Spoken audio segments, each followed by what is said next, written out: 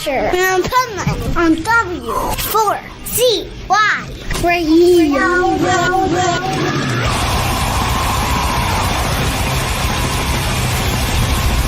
Yo, it's Pipeman here on the Positively Pipeman segment of the Adventures of Pipeman here on W4CY Radio. It is Motivational Monday, and we're going to motivate your business with our resident expert on business who has some powerful business strategies.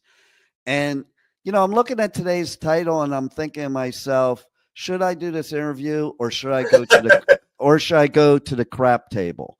Because both ways could be winners with the number 7. So let's welcome to the show, Michael Barbarita. Thank you, Dean. Yeah, the 777 formula is, you know, if a business owner just worked on this and nothing else, it could be a tremendous impact. But there's some, you know, procedural things that you have, steps that you have to take in order to properly implement this. And by the way, it works excellent too in terms of bonusing managers. I've seen it work really well there. But let me explain the formula first of all. So the 777 formula is simply this. You work towards increasing sales 7%. You work on decreasing your cost of goods by 7%. And you work on decreasing your overhead by 7%. When a company does that, and I'll give you a quick example.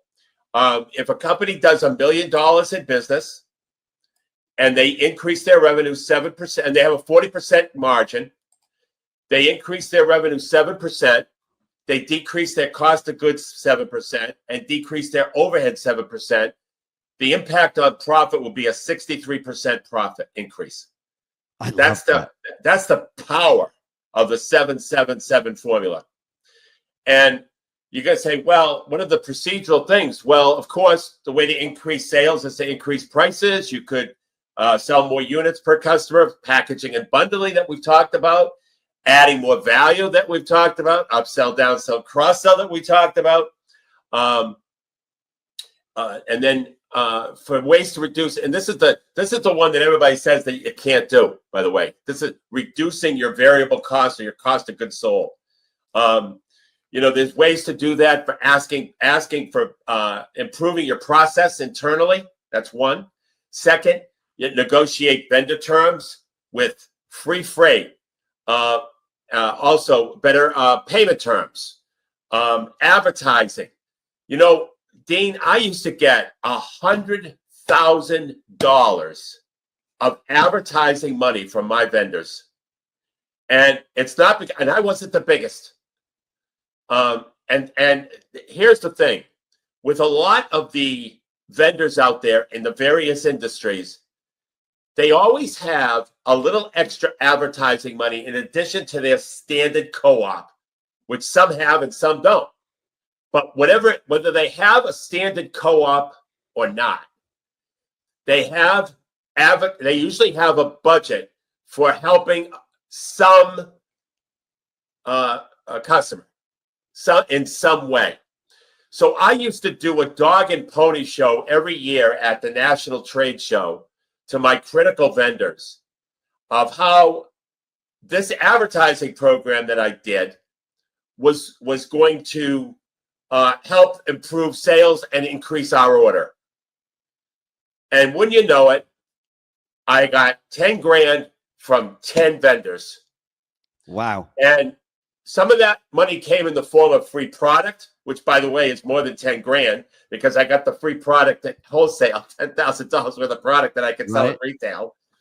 And some of it came in just in the form of a deduction off of an invoice, or it came in cash. But one way or another, it came in, and it was able to absolutely help my business tremendously, all for a dog and pony show.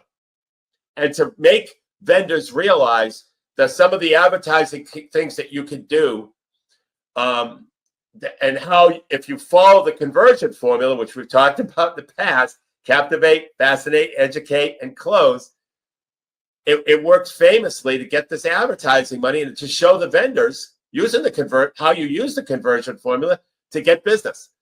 So asking for point of purchase displays, better pricing, better, quicker turnaround, minimum quantities. These are all things you can ask your vendors for. Can orders be canceled without penalty? Because that's real nonsense. If you're penalized for canceling an order, that's real bad. Maybe you need the product to be more efficiently handled or packaged in a certain way, or you need better. I think I've already said better pricing as part of it as well. So the negotiation of vendors and improving the process. People are afraid to negotiate with vendors. I don't know why. I don't get it. I don't get it. Yeah, it makes no sense. Also, in terms of reducing overhead, you can relocate. I know that can be a pain in the neck, but you can. You can negotiate with your existing landlord. I'll tell you, talk about dog and pony shows. If you negotiate with your current landlord and you show the financial statements and you show all of the dirty laundry, if you want to call it, all the financial information, and come up right up front with the landlord, you could get discounts with landlords. Your insurance policy should be audited, and you should obtain new quotes every year.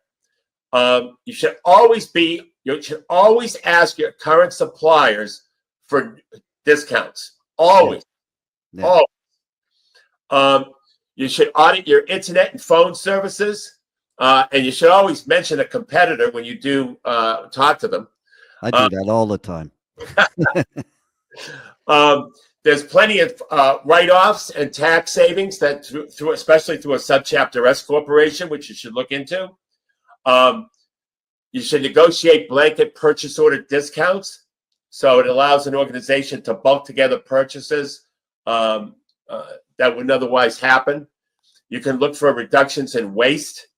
You cancel subscriptions that you forgot about. I think also, not just accepting things. And I'll give you an example of that. I have a storage facility where when we do events, that's where we put our equipment for the events instead of storing it in the studio.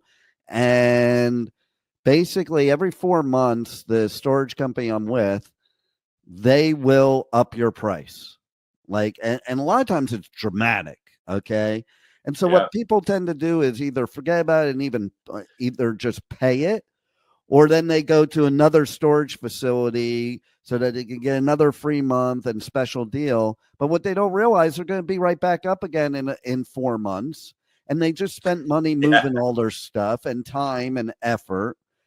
Every time for years now that I've gotten that increase, I call up the facility, not even the corporation, but the facility, and somebody in that facility actually negotiates for me. But I basically do exactly what you're saying. Number one, I get a little, perturbed that they keep raising me. I've been with you for a while, and somebody can come in and they could get a free month and they could pay what I was paying in the beginning, and that now I pay more. And a lot of companies do that, but people just accept it. And then I do bring up the competition. I'm like, listen, I could go to right down the street and I could get it for what I was paying before, and they'll give me a free couple months. I don't want to move. So tell me what you can do for me, because I can't pay this amount. And every single time I do that, they lower it back to almost what I was paying when I first started with them. So they're getting a little bit more, but right now I could tell you that I'm paying a quarter of what I would be paying had I agreed to the increase. Interesting. And then lots of times we'll review credit card statements and they'll have subscriptions that you're not using anymore. Yeah. That's another area to cut overhead. Soliciting employee input for efficiency improvements is another area that business owners have a tendency to overlook. Overtime. I have many clients who didn't realize that they were spending so much for overtime. Yeah. Where, especially when sales are down, right? Business is off, and the overtime numbers are the same. Yeah. That doesn't compute. No. The other area, Dean, is transportation and vehicle costs. That's an area that's abused by employees. So that's another area that you can look to see how to make that more efficient. Also, utilities. Lots of times lights are left on. There's so many different procedural things that you can improve process on. And by the way, your employees are a great resource for that. And then you have to analyze your marketing to see if making sure that every dollar is working. So there's and so if you just focus on the 7-7-7, 7% increase in sales, 7% decrease in cost of goods, 7% decrease in overhead, you'll see an amazing difference. And what many businesses have done is they bonus their managers on, for example, decreasing cost of goods by 7% and decreasing overhead by 7%. Yep. And at every level, if they decrease at 1%, they get a certain bonus. If they increase at 2%, they get another bonus. If they increase at 3%, and I can show the business owner the mathematics, as I gave you that quick example. You're doing $1 million worth of business. You got 40% gross profit. You do a 7% increase in sales, 7% reduction in cost of goods, 7% reduction in overhead. You have a 63% increase in profit, which you can certainly share some of that with a manager who drove that performance. You'll also increase sales by decreasing overhead and costs because you'll have a more productive environment to be able to sell more. Right. There's a lot of things that can be done in-house, to improve efficiency and cut cost. Absolutely. Lots of things. It's amazing. So once again, Dean, we went over a lot of stuff today, but there's a lot more stuff to glean from this. But this formula, if a business owner just focused on this one formula, 7-7-7, very easy to understand, very easy to focus on, and very productive, they would see an inordinate increase in profit. No doubt. All they have to do is think about what happens if they get 7-7-7 on a slot machine, and they can do that for their business too. So, right. Yes, they do have to reach out to you. There's so much more to discuss in this area. So reach out to Michael, and also find out about all the other services. He's a wealth of information and a wealth of expertise. And there's even a chance at a book interview. Let's hear it. Okay, so go to nextstepcfo.net/contact. Fill out the contact form, put in the message box, book interview, and the book interview goes just like this. It's 60 minutes on Zoom. I present strategies for my book, and I ask you as the business owner what the impact would have to a business in your industry if they were to implement that strategy. I document it for the book, and that's it. And I promise you that you'll learn business and financial strategies through that interview that your competition isn't doing. And so we do both CFO services and strategic implementation. So we cover both the financial and the strategic. And that differentiates us from a lot of other fractional CFOs who really just focus on the financial. I think you need both. You definitely need both. You definitely need both, because what ends up happening is you can only talk about the numbers so much. Yeah. And then, now it's okay. Now what do I do? Well, here's 22 strategies that we offer that you can implement. And we talk about implementation. We don't talk about learning. You can go to Google to learn. Nextstepcfo.net. You could also download a free copy of our book called Powerful Business Strategies. So that's how you reach us.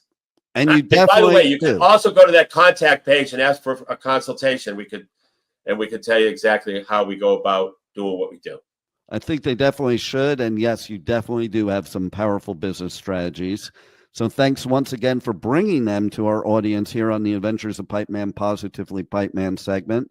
And Thanks for being here and just helping businesses across the world. Thank you, Dean. Thank you for having me. Thank you for listening to the Adventures of Pipeman on W4CY Radio.